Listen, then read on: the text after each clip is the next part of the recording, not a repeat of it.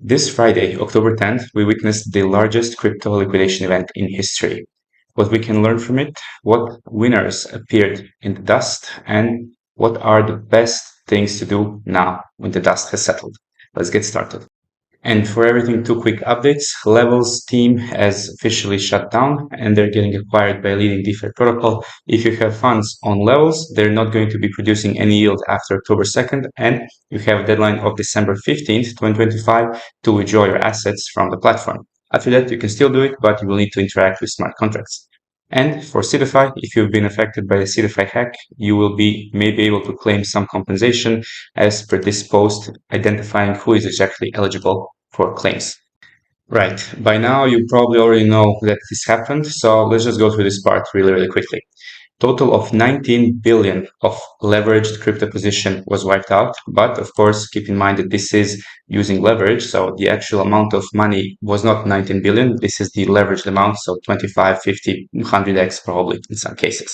However, it is still the largest liquidation event in history, with the second one being February 3rd, 2025, doing 2.2 billion. So this one was more than 8 times bigger than the last biggest event.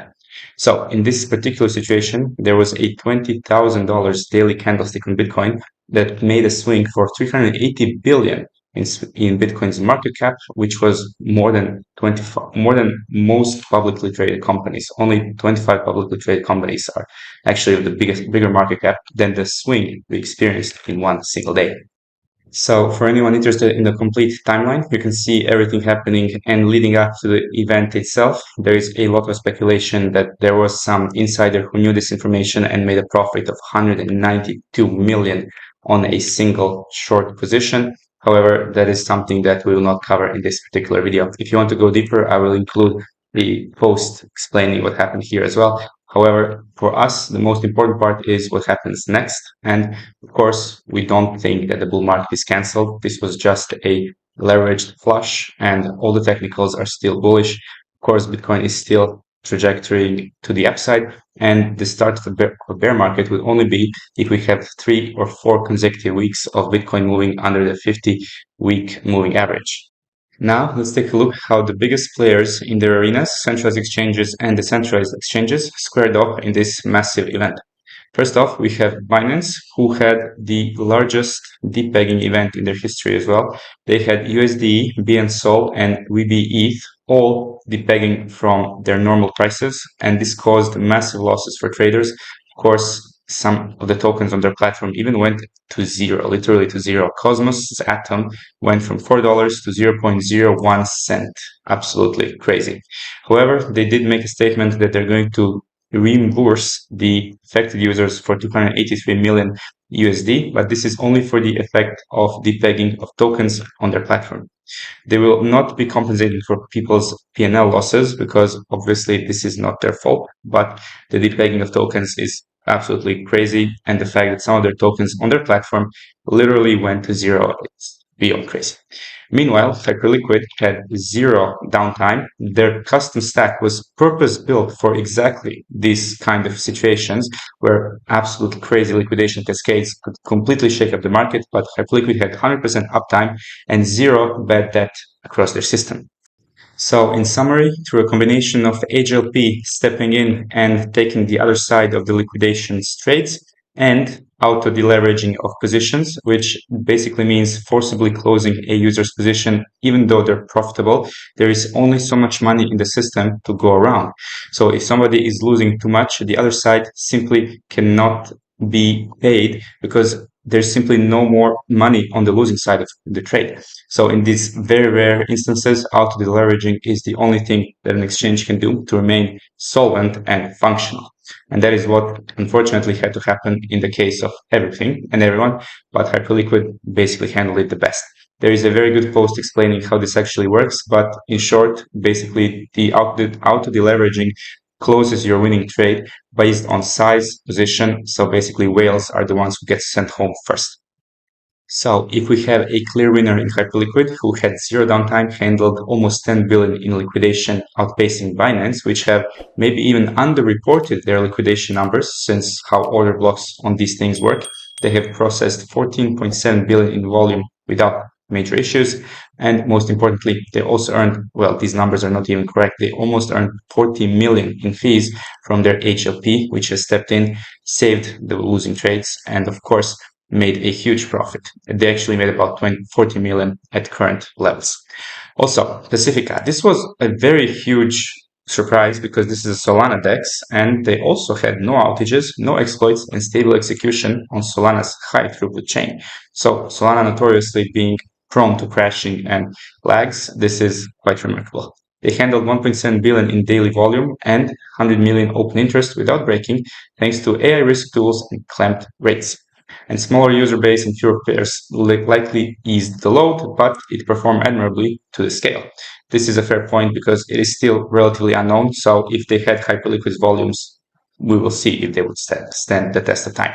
And lose a point for limited stress testing due to lower adoption, obviously. Then we also have Paradox, which didn't have a full outage, but they did force close all positions for 1 to 2 hours during the solvency issue, which disrupted the traders. This cut the profits for shorts and auto-liquidating longs, but Oracle integration held up and institutional focus ensured no insolvency, but it did suffer from the user experience perspective. They have a stable post-recovery, but nothing stand out. Lighter and EdgeX are the last two. They did not perform too well, so we will just focus on the top three. In moments like these, you truly see the value of a community because people that support you, that understand you, that can help you in these tough times, that means the world. Of course, we also talk about many different strategies and the best recovery methods and options to focus on what's ahead, but we cannot forget the human aspect of having a supportive community around. If you want to take part of this and make sure that you are in the loop to know everything happening in airdrops and crypto in DeFi, then you can consider joining on the official link. Of course, all the links to everything we always talk about are always in the first link in the description of every video. And here you can find the subscriptions tab where you will find all information for monthly, yearly plans, as well as an error tracking application to help you keep organized. Also, final stages of the migration are far underway, and we are looking forward to what the future brings in Farmer's Bounty. That said, we also have to address some DEXs that really didn't perform up to par, and one of them was definitely ASTER. ASTER had hours of zero communication from the team, total silence in their Discord, no withdrawals, no trades were going through, nothing. But of course, assuming it's under Binance banner, they might be able to still make a comeback. However, that was really, really, really bad PR. And speaking of bad PR, there was a huge FUD going around with Backpack as well, which was in the meantime addressed. However, there were instances where they had unsettled debts on the platform. So people who would deposit on the platform to try to revenge trade or just try to somehow recoup their losses, the exchange would actually auto compensate for what they were owed. So that caused a huge community backlash. Armani has since, of course, understandably understood the situation and explained everything, how it happened and why it happened. But yeah, it was not a great time to be a Backpack user during the weekend. I will leave the link to his reply here, but TLDR is that Backpack is a completely neutral party and exchange does not take positions for users. They don't provide liquidity. They're simply a solvency system that simply did what they had to do in the moment when it was necessary to keep the whole financial system running. All right, let's finally focus on something great, and that is what are the DEXs, airdrops, and Hyperliquid proxies we can use to actually make a lot of money in Q4. First obvious solution is Based. Based 1x is a DEX we have mentioned many times on the channel before, and while they do add an extra layer of complexity because they are only built using Hyperliquid stack, they are still one of the better places to trade if you want to do a two-in-one for Hyperliquid airdrop and Based airdrop. And in fact, it seems that there is a new development loading here with Hyena, which is going to be something that you're going to need to keep an eye on their socials in the next couple of days. Maybe there's going to be something with ENA tokens being used for collateral. Either way, this is something very exciting in the works. Another Hyperliquid DEX that is currently actually integrating Polymarket as well is Bullpen, and it is built using Hyperliquid. So you will be able to get a 2-in-1 with both their airdrop and Hyperliquid. However, they're also adding Polymarket, which, as you know, is one of the best places for predictions market and expectedly maybe one of the biggest airdrops of the coming months. So you can get a 2-in-1 if you're willing to take on a little bit of extra smart contract risk, but a very nice 2-in-1 for both Hyperliquid and Polymarket very, very shortly. So to wrap up, what made Hyperliquid extra robust and durable is the fact that their own tech stack, their own layer 2, made things super easy, super transparent, and most importantly, zero downtime, and handled everything, even these extreme market conditions, incredibly easy. Well, not easy, but at least they survived. Another thing that makes me super bullish about Bullet then is that they're also building their own layer 2. So if this kind of methodology can apply to Solana, where they basically build their own separate layer 2, because Hyperliquid is essentially a separate blockchain, if they do something similar on Solana with Bullet, this is going to be very, very, very good. We have already mentioned this in the past, and you can see all the information regarding this in the last video, why their tech stack is so much better. So I will not repeat myself. All I can say is this is something that we should keep an eye out for in Solana ecosystem, other than Pacifica, which has also done really, really well in this crash.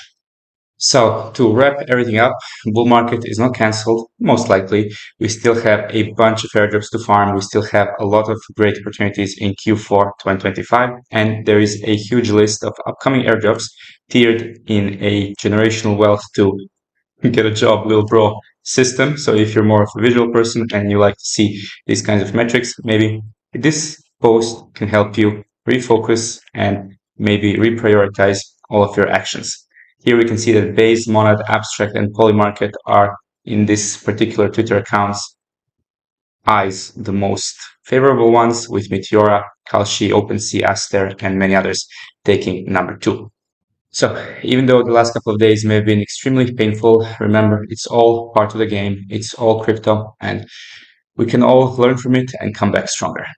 With that said, thanks for watching. Of course, if you have any questions or comments, I'm waiting for you in the comment section below and in the Discord.